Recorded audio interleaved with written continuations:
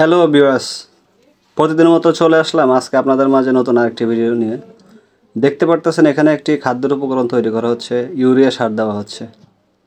এটা আমাদের একটা মাছের খাবার। এখানে 30% আছে ফিশ মিল, মানে শুটকির গুঁড়ো, বাকি 20% আছে ভুট্টা, 15% আছে কুড়া, গোবর আছে 35%, এবং সাথে আছে আমাদের বেকারির কিছু আইটেম। মানে আমরা যে বেকারির যে খাদ্যগুলো খাই সেটার ওয়েস্টেজ, মানে বাসি পচা যেটা আছে সেটা আমরা বেকারি থেকে কম মূল্যে কিনে নিই। সেইগুলোকে ক্রাশিং মেশিনে দিয়ে ক্রাশার করে তারপরে মাছের খাদ্য হিসেবে আমরা ব্যবহার করে থাকি। তো সব কিছু মিলিয়ে মানে যত কম খরচে মানে উৎকৃষ্ট ভালো একটা মানের দানাদার খাদ্য মাছের জন্য তৈরি করা যায়, সেই রেশনটাই চেষ্টা করি সবসময় ফলো করার জন্য। তা আলহামদুলিল্লাহ আমাদের মাছের গ্রোথও খুব ভালো হয়।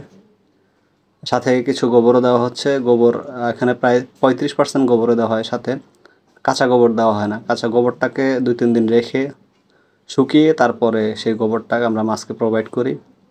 আর সাথে আমরা খাবারের সোডা, মানুষের যে খাবারের সোডা, সোডিয়াম বাইকার্বনেট, সেটা ইউজ করি যাতে মাছের পুকুরে খাদ্যে অ্যামোনিয়া গ্যাস সৃষ্টি না হয় তার জন্য। তো আলহামদুলিল্লাহ আমাদের ওরকম ধরনের কোনো সমস্যা হয় না, মাছের পুকুরে কোনো গ্যাস হয় না। এ বিষয়ে শুকরিয়া আল্লাহর দরবারে, কারণ আমরা খাবারের সাথে খাবারের সোডা ব্যবহার করে থাকি। তো সবগুলো উপকরণ একসাথে মিক্সড করে তারপরে এই যে দেখতে পারতেছেন ক্রাশার মেশিন, এই ক্রাশার মেশিনে দিয়ে সেগুলোকে ক্রাশ করা হবে। এখন দেওয়া হচ্ছে খাবার সোডাটা।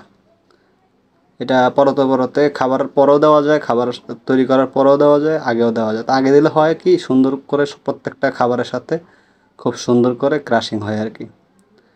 এই যে দেখতে পারতেছেন এখন এই যে ক্রাশ করা হচ্ছে, একদিকে একজনে বল ভরে ভরে দিচ্ছে মেশিনে, অন্য দিক দিয়ে মানে মেশিনের ভিতরে আমাদের রমজান উনি দিচ্ছে মেশিনের ভিতরে। এটা ভুট্টা এবং সব কিছুর একদম ফাঁকি করে ফেলবে, মিক্সড করে ফেলবে। এই যে নিচ দিয়ে আবার বের করতেছে, মানে টোটালি খাবারটা যাতে সুন্দরভাবে মিশ হয় সেই ব্যবস্থা করতেছে। এই যে গরুকে দেওয়া হচ্ছে খাবার, এগুলো আমাদের দেশি গরুর প্রজেক্টের। কিছু ক্রসও আছে এখানে, এদেরকে খাবার দেওয়া হচ্ছে দুপুরবেলা। দেখেন কি সুন্দর একটা পাখি, শালিক পাখি, একটা বাচ্চা মেয়ের মাথায় ঘাড়ে বসা, তাকে শিকারি করা হচ্ছে। আর গরুকে কাঁচা ঘাসের পাশাপাশি ন্যাচারাল কিছু ঘাস আমাদের পুকুর পাড়ে লেবু বাগানে হয়েছিল, সেগুলো তুলে নিয়ে এসে গরুকে দেওয়ার চেষ্টা করতেছি।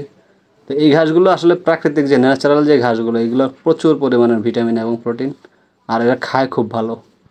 মানে ন্যাচারাল ঘাসের উপর আসলে কোনো ঘাস হয় না আমার দৃষ্টিতে, এদের প্রোটিন পার্সেন্টেজ অনেক বেশি। আমরা যে অ্যাজ ইউজুয়াল যে নর্মাল যে ঘাসগুলো খাওয়াই সেগুলোর তুলনায় অনেক বেশি। আলহামদুলিল্লাহ দেশি গরু আরেকটা বাচ্চা হয়েছে, সেও খুব মনের সুখে মায়ের ওলান থেকে দুধ খাচ্ছে। দিন শেষে এগুলো দেখেই একটা পরিতৃপ্তি, শান্তি, ভালো লাগা কাজ করে গবাদি পশু সেক্টরে। তো সবাই ভালো থাকবেন, আল্লাহ হাফেজ।